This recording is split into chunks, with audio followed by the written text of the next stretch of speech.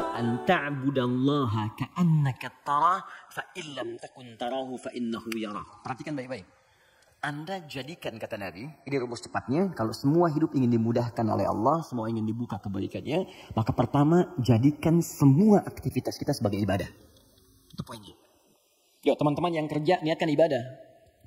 Kalau Anda cuma kerja aja, jangankan Anda yang belum beriman pun kerja juga. Coba cek. Anda bisnis, dia bisnis. Bisnisnya sama dengan Anda. Anda kerja, dia kerja. Kerjanya sama dengan Anda. Di kantor yang sama, jamnya sama, pekerjaannya sama.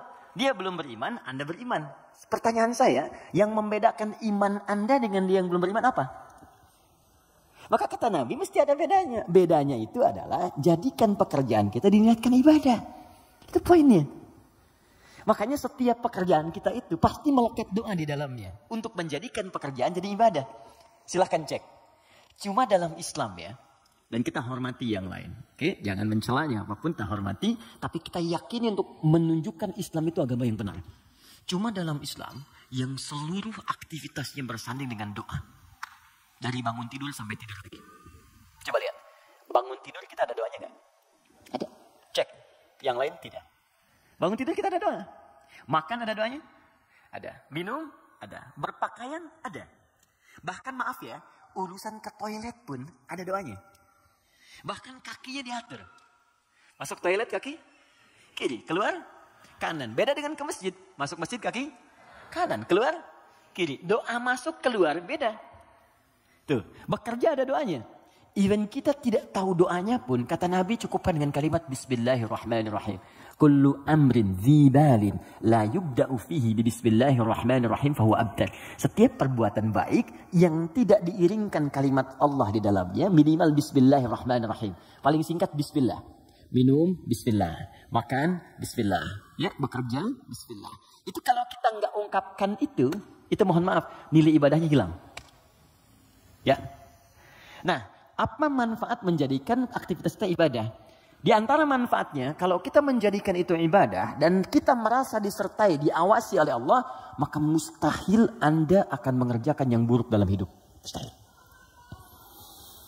Ini ada minuman ditawarkan pada Anda. Dan Anda merasa saat akan minum ini, Allah mengawasi kita. Maka mustahil Anda akan menyentuh minuman yang tidak disukai oleh Allah. Mustahil. Demi Allah saya katakan. Gak akan pernah Anda minum minuman yang dilarang, bahkan mengucapkan kalimat Bismillah. Udah minum aja dulu whisky-nya pakai Bismillah biar dosanya kurang dikit ya. Gak bisa. Mustahil. Gak akan Anda sentuh. Pekerjaan juga begitu. Ya, kaki, tangan, teman-teman yang tugas di dewan gak akan nyusun anggaran macam-macam. Kenapa? Karena merasa Allah lihat. Gak mungkin Anda tanda tangan sesuatu sementara Anda merasa disaksikan Allah. Dan Anda tanda tangan pada yang buruk, mustahil. Oh tapi kan fee-nya besar nih proyeknya. Allah menyaksikan kita. Atau saya istikharah dulu deh biar benar. Jelas ya? Nah, kalau kita merasa disaksikan Allah, kemudian kita berada di track yang benar untuk mengerjakan kebaikan. Jadi dari mulai kepala sampai kaki itu semua baik.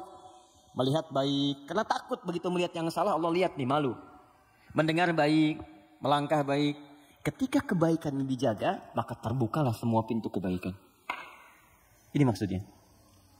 Maka ketika Anda jadikan ibadah, maka perhatikan kalimatnya. Idza qala al-'abdu, ketika hamba sampai pada kalimat iyyaka na'budu. Ya Allah, kepadamu saja, untukmu saja. Perhatikan cara menerjemahkannya. Kami beribadah. Maksudnya kami jadikan semua aktivitas kami sebagai ibadah hanya kepadamu saja. Salat kami hanya untukmu. Puasa kami hanya untukmu. Bekerja pun kami niatkan mendapat ridhamu. Tidur pun kami niatkan mendapat ridhamu. Makanya sebelum tidur kita ada doanya. Kan? Jika Anda benar mengucapkan kalimat ini, iyyaka na'budu, dan kita praktekkan dalam hidup, perhatikan. Wa iyyaka nasta'in. Ya Allah, saya seorang hamba yang pasti punya persoalan dan butuh pertolonganmu. Kalaupun saya punya masalah, pasti saya hanya akan minta kepadamu. Lihat jawabannya. Hadza baini wa baina abdi. Langsung dijawab oleh Allah tuntas. Ini perjanjian antara aku dengan hambaku. Wali abdi. Kalau hambaku benar komitmen dengan perkataannya, mengerjakan semua aktivitasnya sebagai ibadah kepadaku, masalah apapun yang dia minta, aku akan kabulkan. Hadis qudsi. Apapun yang dia minta, aku akan kabulkan. Bahkan ada orang yang belum minta sudah diberikan oleh Allah Subhanahu wa taala. Bergantung pada level ibadah yang ia kerjakan. Semakin tinggi, semakin kuat. Nah, kalau Anda kumpulkan jumlah ibadah ini, ada sholat, ada puasa, Anda tingkatkan infak, baca Quran, semakin ditingkatkan semakin tinggi, maka kumpulan ibadah ini disebut takwa namanya. Apa namanya? Takwa. Karena itu ketika Quran menyebutkan kalimat takwa, pasti bersanding dengan ibadah. Coba lihat, sholat ibadah bukan? Kalimat sholat dibuka dengan takwa. Dzalikal kitabul la raiba fihi hudalil muttaqin. Al-Baqarah ayat 2. Siapa orang takwa di sini? Ayat 3. Alladzina yu'minuna bil ghaib wa yuqimunas shalah. Oke, teman-teman, kita puasa. Puasa ditandingkan dengan takwa. Al-Baqarah ayat 183. Ya ayyuhalladzina amanu kutiba alaikumus syiyam kama kutiba alal ladzina min qablikum la'allakum tattaqun. Yang kemarin haji, semoga Allah terima hajinya. Yang umrah, semoga yang belum segera berangkat insyaallah. Ya, yang gak cukup dengan amin, nabung siapin schedule, ini schedule yang baik. Oke, sekarang lihat, kita haji yang umrah, itu muaranya takwa. Buka Quran surah kedua, ayat 197, paling kanan sebelah atas. Al-hajju ashhurum ma'lumat, faman faradha fihinna al-hajja fala rafatha wala fusuqa wala jidala fil hajj wa ma taf'alu min khairin ya'lamhu Allah wa tazawwadu fa inna khairaz zadi taqwa. Semua takwa. Nah, rahasianya di sini. Kenapa kita diminta salat, puasa, zakat, takwa? Karena ternyata takwa itu wasilah untuk mencapai harapan yang kita inginkan. Buka Quran surah kelima ayat 35, paling kanan sebelah bawah di mushaf. Quran surah kelima Al-Maidah ayat 35. Saya kasih rumus cepat, setelah ini kita diskusi. Oke. Ya ayyuhalladzina amanu, wahai orang-orang yang telah menyatakan dirinya beriman kepada Allah, ittaqullaha, tingkatkan takwamu kepada Allah. Tadi bentuknya ibadah. Jadi kalau sholat tingkatkan. Maksud ditingkatkan di sini dari yang fardu ke sunnah gitu kan. Dia bukan menambah bilangan yang fardu. Oh berarti besok aku subuh dari 2 jadi 4 gitu ya Ustaz. Ya, saya tambah dengan yang sunnah. Yo, yang belum duha, yang belum tahajud, tambah, naik ke atas. Ya, puasa tambah, yang dari Senin tambah Kamis. Kamis, Senin, Kamis, puasa Ayyamul Bid, 3 hari di pertengahan bulan. Tambah lagi misalnya Daud, kalau kita mampu sesuai dengan kemampuan. Naik, untuk apa? Teruskan ayatnya. Wabtaghu ilaihil wasilah. Takwa itu gunakan sebagai wasilah untuk meminta kepada Allah apa yang kau harapkan. Teman-teman mau minta apa? Sukses di karir, nyaman di rumah tangga, anak-anak sehat, pintar, hafal Quran. Kalau Anda punya permohonan tertentu kata Allah, maka sebelum memohon, cari dulu wasilah takwa. Beramal dulu. Dan niatkan amalan itu untuk mewujudkan apa yang ingin Anda mohonkan tadi. Itu rumus. Makanya banyak orang yang mengerjakan ibadah itu diisi dengan doa permohonan. Puncaknya sholat. Makanya sholat disebut sholat karena banyak doa di dalamnya. Coba lihat. Waktu kita diminta sholat. Mu'adzan itu pengumumannya. Kan itu membuat kalimat bukan cuma sholat. Saya tanya sebentar. Yang pengen sukses boleh angkat tangan siapa? Oke. Yeah, it's happening. Oke, yang pengen bahagia? Baik. Yang pengen sukses tapi nggak bahagia? Pilih mana? Sukses tapi nggak bahagia atau bahagia nggak sukses? Tidak ada pilihan ketiga dan nggak usah milih. Ini saya satu dulu. Oke, kalau Anda ingin keduanya, sukses dan bahagia, namanya falah di bahasa Arab. Apa namanya? Falahun. Kalau Anda genggam itu, digenggam dan nggak mau Anda lepas, maka disebut aflah namanya. Aflah. Oke, sekarang di sini. Teman-teman masih ingat setiap hari kita sholat kan?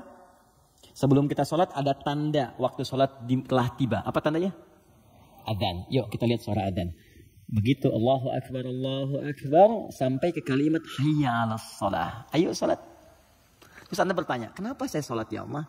Kata Allah, saya nggak butuh sholatmu. Kamu nggak sholat pun tidak akan menurunkan statusnya sebagai Tuhan. Cuman kamu butuh dengan sholat itu wasilah untuk minta kepadaku. Kamu sholat hayya 'alas shalah karena kamu ingin dapat falah. Maka dalam suara azan setelah hayya 'alas shalah apa kalimatnya? Hayya 'alal falah. Kalau sudah digenggam itu aflah namanya.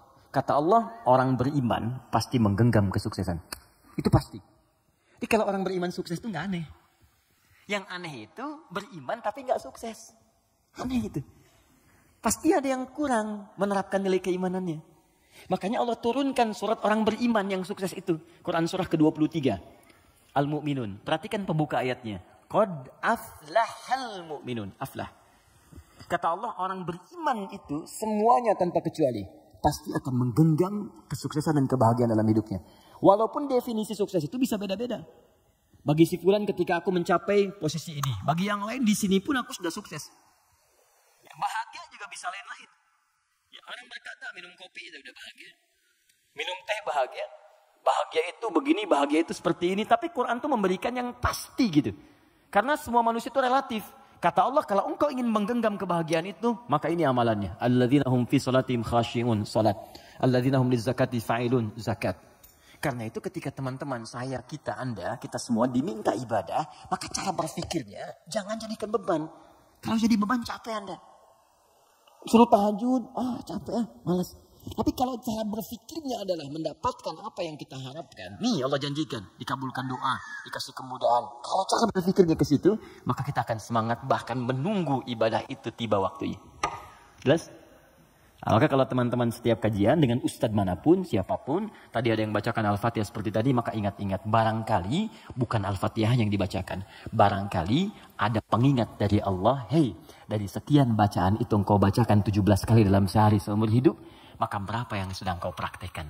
Apakah engkau merasa aku mengawasimu saat beraktivitas? Ataupun engkau merasa bahwa setiap ibadah itu bukan beban, tapi untuk mengabulkan apa yang kau harapkan?